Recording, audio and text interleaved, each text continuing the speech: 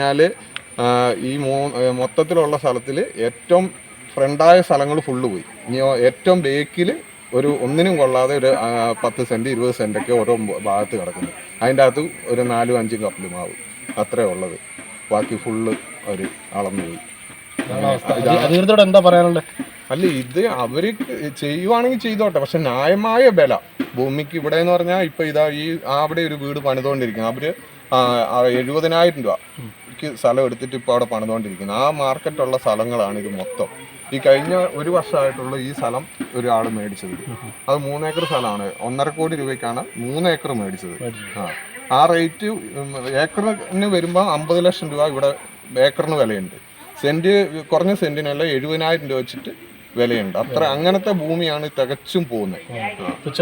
തുച്ഛമായ അത് ഇവര് ഇപ്പം കണക്ക് കൂട്ടിയേക്കും തന്നതിൽ നമുക്ക് ഒരു ഏക്കറിന് ഏകദേശം ഒരു 16,000 രൂപ അങ്ങനെ എന്തോ ആണ് ഇതിൽ വന്നേക്കുന്നത്. നമ്മളെങ്ങനെ കണക്ക് കൂട്ടിയിട്ട് ഇവർ പറയുന്ന പൈസ പോലും എത്തുന്നില്ല അതിൻ്റെ അകത്ത്.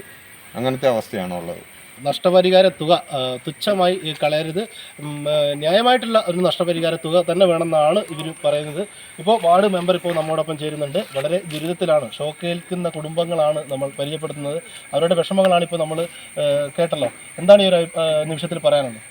വയനാട് കരിന്തളം 400 kV ലൈൻ വരുന്നതുമായി ബന്ധപ്പെട്ട് ശരിക്കും പറഞ്ഞാൽ കർഷകർക്ക് ഒരു ഷോക്ക് കൊടുക്കുന്ന രീതിയിലാണ് അവരുടെ സമീപനം ഉണ്ടായിരിക്കുന്നത്.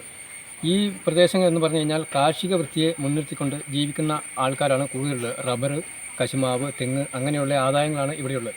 അവരുടെ ജീവിക്കാനുള്ള ഉപജീവന മാർഗമായ ആദായങ്ങൾ മുഴുവൻ നശിപ്പിച്ചതിന് ശേഷം തുച്ഛമായ പൈസ, കർഷകരെ പറ്റിക്കുന്ന രീതിയിലുള്ള പൈസ അവർ ഒരു കണക്ക് പറഞ്ഞുകൊണ്ട്, ശതമാനത്തിൻ്റെ കണക്ക് പറഞ്ഞുകൊണ്ട് ജനങ്ങളെ പറ്റിക്കുന്ന രീതിയിലുള്ള സമീപനമാണ് അവർ നടന്നുകൊണ്ടിരിക്കുന്നത്. അവർ വ്യക്തമായിട്ടൊരു കാര്യവും നമ്മളോട് പറയുന്നില്ല. ഇതിൻ്റെ സത്യാവസ്ഥ എന്താണെന്ന് ജനങ്ങൾക്ക് അവർ ബോധ്യപ്പെടുത്തി കൊടുക്കണം. ഇത് അവരെന്താ ഒളിച്ചു കളിക്കുന്ന രീതിയിലുള്ളൊരു സമീപനമാണ് സ്വീകരിക്കുന്നത്. അയ്യങ്കുന്ന് പഞ്ചായത്തിനെ സംബന്ധിച്ചിടത്തോളം പഞ്ചായത്ത് ഭരണസമിതിയോ അല്ലെങ്കിൽ ഇവിടുത്തെ ജനങ്ങൾക്കോ ഈ ലൈൻ വരുന്നതിനോട് യാതൊരു കാരണവശാലും എതിർപ്പില്ല. പക്ഷേ ജനങ്ങൾക്ക് ന്യായമായ നഷ്ടപരിഹാരം മേടിച്ചു കൊടുക്കാത്ത ഒരു സാഹചര്യത്തിൽ അയ്യങ്കുന്ന് പഞ്ചായത്തിൽ ഇവരെ ഇനി ഉദ്യോഗസ്ഥന്മാരെ ഇതിന് ന്യായമായ ഒരു നഷ്ടപരിഹാര പാക്കേജ് പ്രഖ്യാപിക്കാതെ ഈ പഞ്ചായത്തിൽ ഇവരെ ഇനി കയറ്റുന്ന ഒരു രീതിയിലുള്ള സമീപനവും ഭരണസമിതിയുടെ ഭാഗത്തുനിന്നോ അല്ലെങ്കിൽ ഇവിടുത്തെയുള്ള കർഷകരുടെ ഭാഗത്തുനിന്നോ ഉണ്ടാകില്ല. ഏത് രീതിയിലുള്ള എതിർത്തും ഞങ്ങൾ ഇതിനെ തടയും എന്നാണ് എനിക്ക് കൃത്യമായി പറയാനുള്ളത്.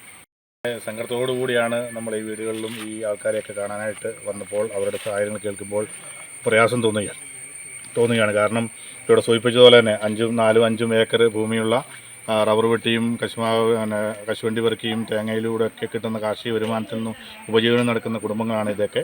അപ്പോൾ അവരുടെ ആ ഒരു വരുമാന മാർഗം നഷ്ടപ്പെടുന്നു. അതോടൊപ്പം തന്നെ ഇവിടെ സൂചിപ്പിച്ചതുപോലെ തന്നെ വിപണന മൂല്യമുള്ള വസ്തു, അതായത് 4 ഏക്കറോ 3 ഏക്കറോ അല്ലെങ്കിൽ 5 ഏക്കറോ ഉള്ള വസ്തുവിന് നടുക്കൂടി ലൈൻ കടന്നു പോയി കഴിയുമ്പോൾ ഈ 40 മീറ്റർ വീതിയിലുള്ള കോറിഡോറിൽ നിന്ന് അപ്പുറവും ഇപ്പുറവും ചെറിയൊരു സ്ഥലം ബാക്കി വന്നാൽ അത് യാതൊരു പ്രയോജനമില്ലാത്ത രീതിയിലോട്ട് അത് മാറുകയാണ്.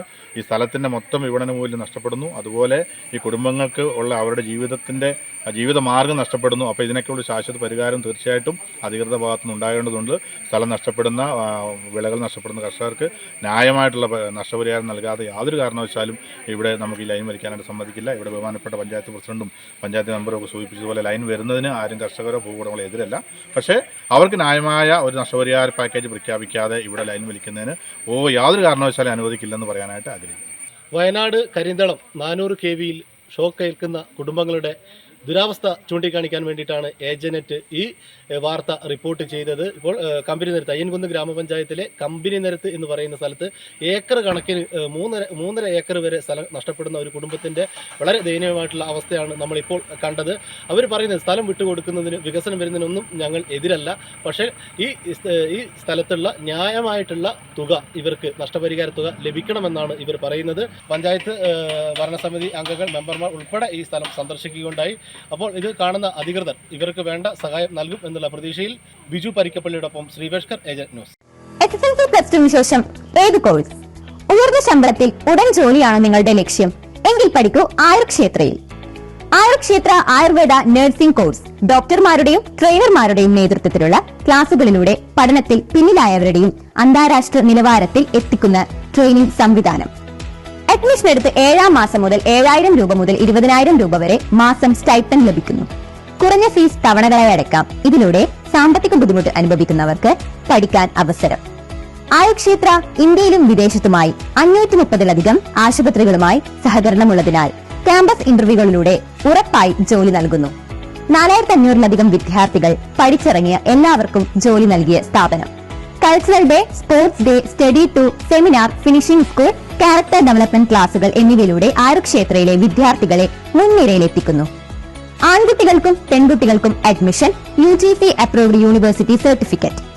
115-ലധികം വർഷത്തെ ആയുർവേദ പാരമ്പര്യമുള്ള ആയുർ ക്ഷേത്രയിലെ അഡ്മിഷനായി ഉടൻ ബന്ധപ്പെടൂ. ആയുർ ക്ഷേത്ര ആയുർവേദ നഴ്സിംഗ് കോളേജ് കേരളത്തിൽ 5 ക്യാമ്പസുകൾ: Cherthala, Iritty, Kannur, Kerala government HR campus, Perinthalmanna, Angamaly, Thiruvananthapuram.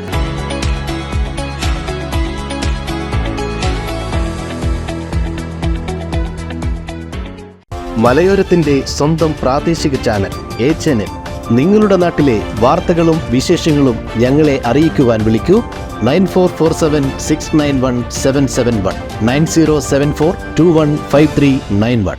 നിങ്ങളുടെ നാട്ടിലെ വാർത്തകളും വിശേഷങ്ങളും ഞൊടിയിടയിൽ അറിയുവാൻ ഏജനറ്റ് ന്യൂസ് ചാനൽ സബ്സ്ക്രൈബ് ചെയ്യൂ.